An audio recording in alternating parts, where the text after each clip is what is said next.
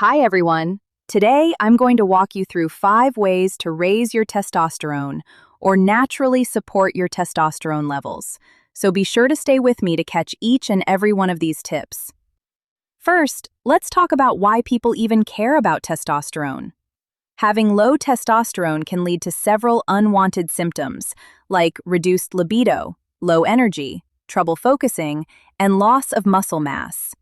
So not only can it bring these frustrating issues, it may also increase the risk of more serious conditions like heart disease, metabolic syndrome, which includes diabetes and high blood pressure, osteoporosis, and even overall mortality or risk of death. So keeping your testosterone at healthy levels is very important. Number 1, lose weight. Yes, it sounds simple, but why does it really matter?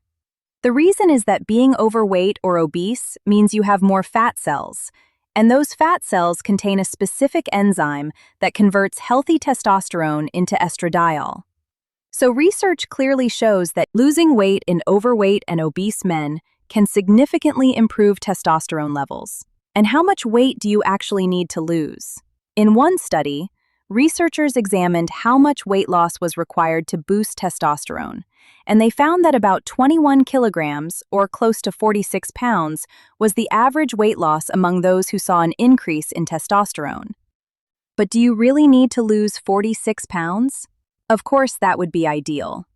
But another study focused on physical activity and diet, and how those factors helped increase testosterone. So, what that study found was that boosting your activity level can actually lower how much weight you need to lose. If you become more physically active, you may only need to lose a smaller amount of weight, something closer to 12 kilograms or about 26 pounds. And that leads us to tip number 2, which is exercise. Now, exercise clearly plays a role in testosterone, but what type of exercise is best? Should you simply go for a walk? Well, this has actually been researched. They studied young, healthy men who were already physically active and divided them into 2 groups. One group did steady-state exercise, where they ran at a consistent pace to reach a set output for about 40 to 45 minutes continuously. The other group performed high-intensity exercise, meaning they pushed hard for 90 seconds, followed by 90 seconds of recovery, and repeated this for around 42 to 47 minutes. Researchers checked their blood levels before exercise, right after, and again 12 hours later. And they discovered that those who performed high-intensity interval training showed a greater immediate increase in testosterone compared to those doing steady-state workouts. However, after 12 hours, the high-intensity group actually had lower testosterone levels. And the theory is that the body was using that testosterone to support recovery during that period.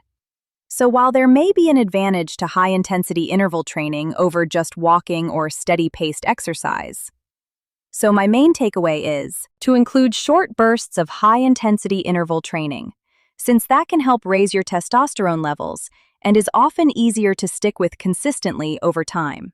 Now, while exercise is very important for improving testosterone, you won't see real weight loss without addressing your diet, which brings us to recommendation number 3. Diet. What type of diet should you actually follow? There are many claims about foods that can boost testosterone, and while some foods may support healthier levels, it's unclear how much you would need to eat to see a meaningful change.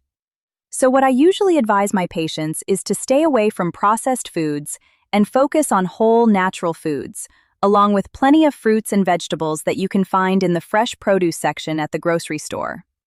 While preparing this video, I also came across an interesting study on the keto diet and its effects on testosterone. So if you'd like to learn more about that, feel free to leave a comment below, or if you've heard about a specific testosterone-boosting food, let me know and I can review the research behind it. But I do want to share a very recent study published in 2020. Researchers examined data from the National Health and Nutrition Examination Survey, which is a large nationwide study in the United States that collects detailed information on people's diets, activity levels, as well as blood and urine samples to identify patterns and connections between different health factors. What this group found was that men who limited fat in their diet tended to have lower testosterone levels compared to those who did not limit fat in their diet. So does that mean you should start eating more fatty foods? Well, not necessarily. My view is that if you are at a healthy weight and want to improve your testosterone, then you probably shouldn't cut fats too low, since that could reduce your body's ability to produce testosterone. However, if you are overweight, then focusing on weight loss is more important than adjusting specific parts of your diet. I also get asked a lot about soy products. So, will soy lower your testosterone levels?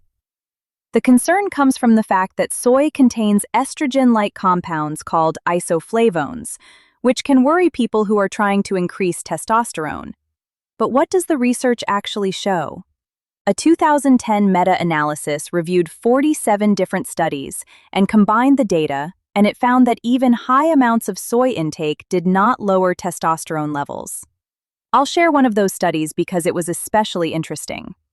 In this study, young men aged 18 to 30 were randomly assigned for 4 weeks to consume twice daily either a vanilla-flavored soy protein, a vanilla-flavored whey protein, or a vanilla-flavored cake mix.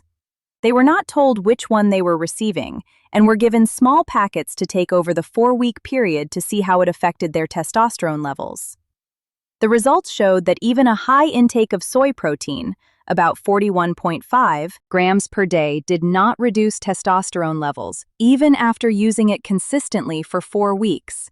So my recommendation to you is not to stress too much about eating soy products, especially if you're getting quality healthy protein from them.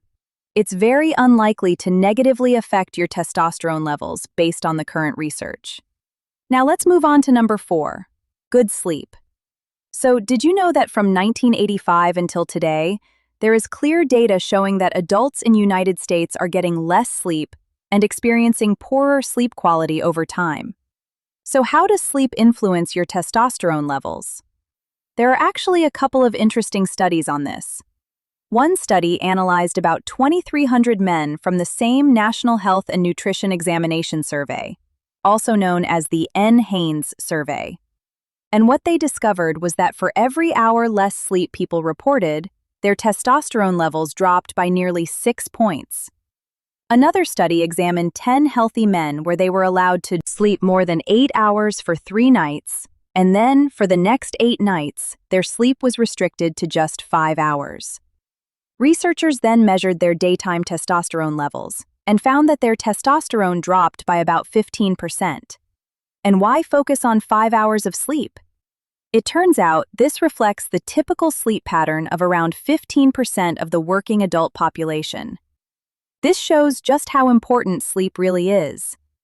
More recent research suggests that wake-up timing may also play a role, possibly linked to your body's circadian rhythm, meaning waking up very early could have a more negative effect on testosterone than going to bed slightly later.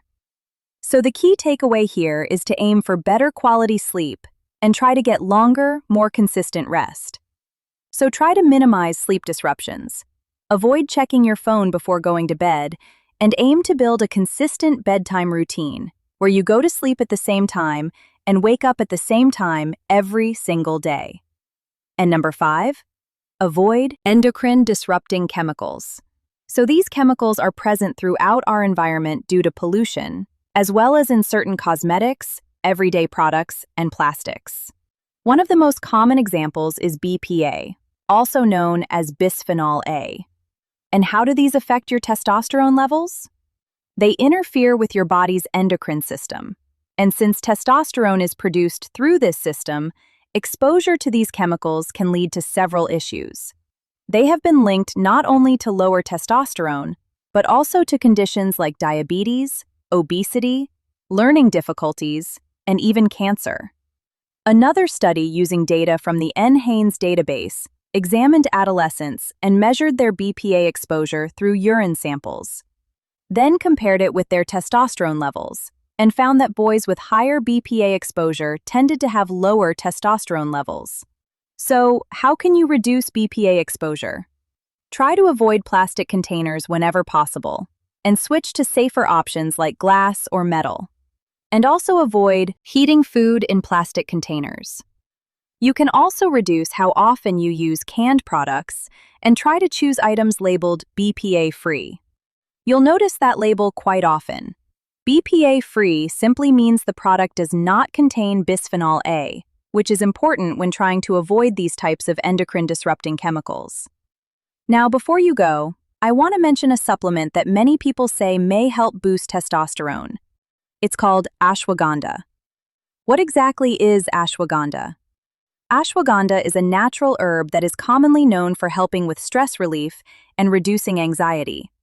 This has actually been tested in a randomized study where 60 adults were assigned to receive either ashwagandha or a placebo.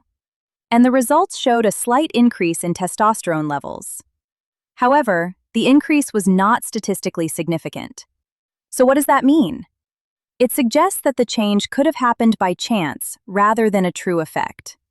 They did find, though, that participants taking ashwagandha experienced lower levels of anxiety and depression. So it may still help by reducing stress, which can play a role in supporting healthy testosterone levels overall. All right, thank you so much for watching. I hope you found this helpful. If you did enjoy it, be sure to subscribe and leave a comment below with other topics you'd like to learn about. And always remember to take care of yourself because you truly deserve it.